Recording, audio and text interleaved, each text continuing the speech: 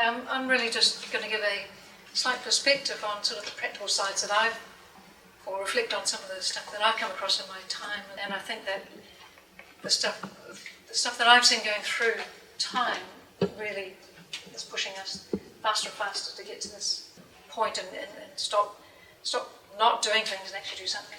Because first marine reserve that was made in Lee, which was pushed through for scientific reasons. Since then, there's been a push for, I guess, marine protection, so biodiversity protection.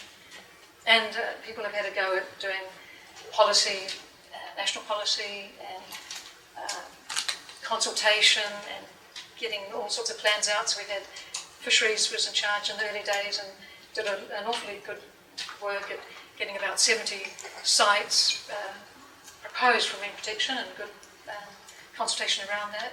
Then we swapped out from fisheries being in charge of marine protection and shifting it across to DOC, and then DOC started all again and started all that consultation and threw out all the information that MFish had, in those days, had put together.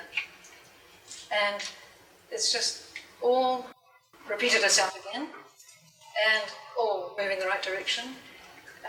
Along came some of the oceans policy side of life and I guess slow progress on marine protection.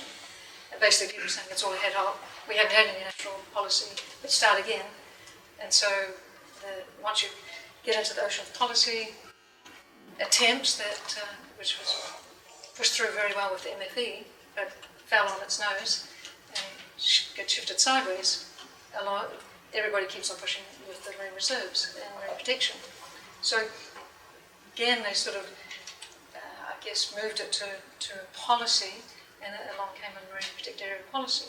So yet again, another suite, this the third attempt at the national policy, and again missing out the potential for marine protected area planning in amongst marine spatial planning. So again, unfortunately, it just reduced down to sectorial, adversarial sort of activity. So got marine protection versus everybody else, and no chance of gluing all the groups together. And to me, that was wasting resources and the movement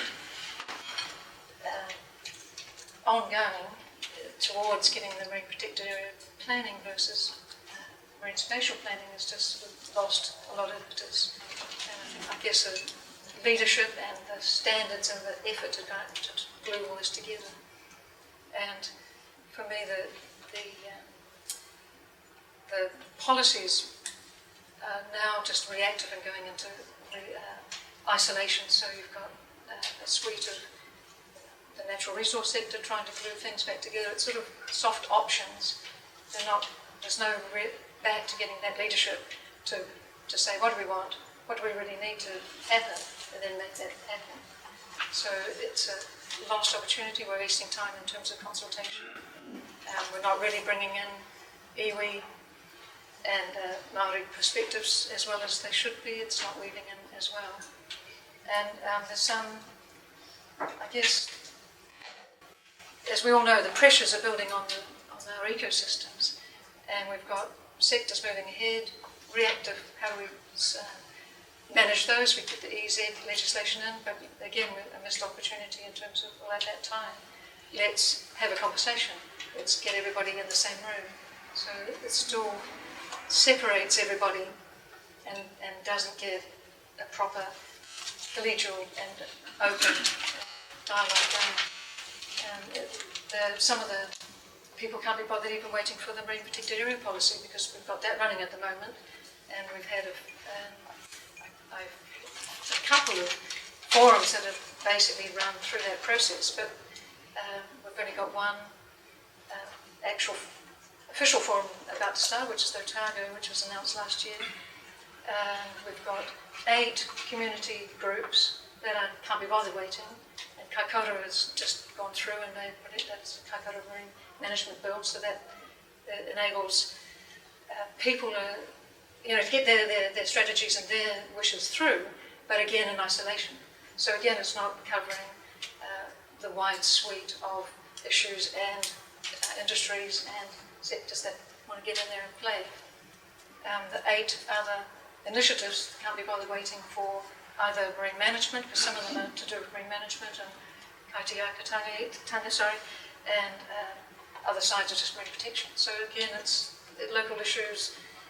There's no national perspective, no guidance, and I think the science is out there, and my worries is getting that shoved, I guess, slipstreamed into making decisions, and how do you actually get that much more sensibly glued together. So basically we've got a lot of work going on, and as Bronwen said, there's heaps of stuff going on, but we're not managing it to glue it together sensibly. So the framework is missing. And so the oceans policy, when we try to get that going, was a fantastic effort, and I think it got a lot of dialogue from a lot of New Zealanders, and we really wanted, I think we had a lot of pushes to what we'd actually see as a collective New Zealand. But that fell on its heels, and I think that the national resource sector is, again, a try at pulling that together.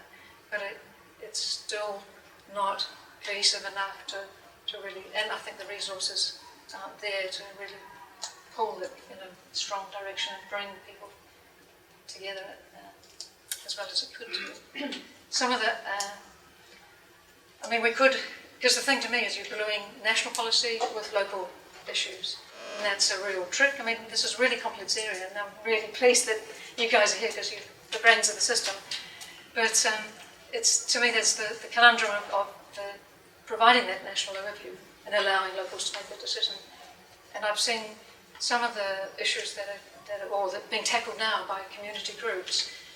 They come up with the answers, but bits are still missing. So you still haven't quite finished, or quite got all the management under control, and you're missing a few, like say for marine protected areas, you're still missing some of the design. You're not getting a network. You're still doing it in an isolated way, and you may not get the best outputs, so they're not getting enough of that science through to the policy decision makers, and that's a real conundrum. So that's a big thing, and we seem to be still lagging behind. So we've got the policy, we haven't shifted some of the legislation that needs to support that policy. So the Marine Reserves Bill has been languishing in the corners for 10 or 20, 15 years or so, and that hasn't caught up, and we need to change that, even the purpose, and bring that up to speed to support the policy that we want to do. So there's an awful lot of fragmentation, and to me the big challenge is, well, how do we get that glued together and bring the science, that there's a lot there, and the policy that's a lot there, together, and start making those progress forward. It's a big challenge, big complex issues, and I think that it's really timely to reinvigorate that conversation and get everybody on the table, because I think that's the really big thing in the past is we haven't been brave enough to bring everybody into the conversation. Yes.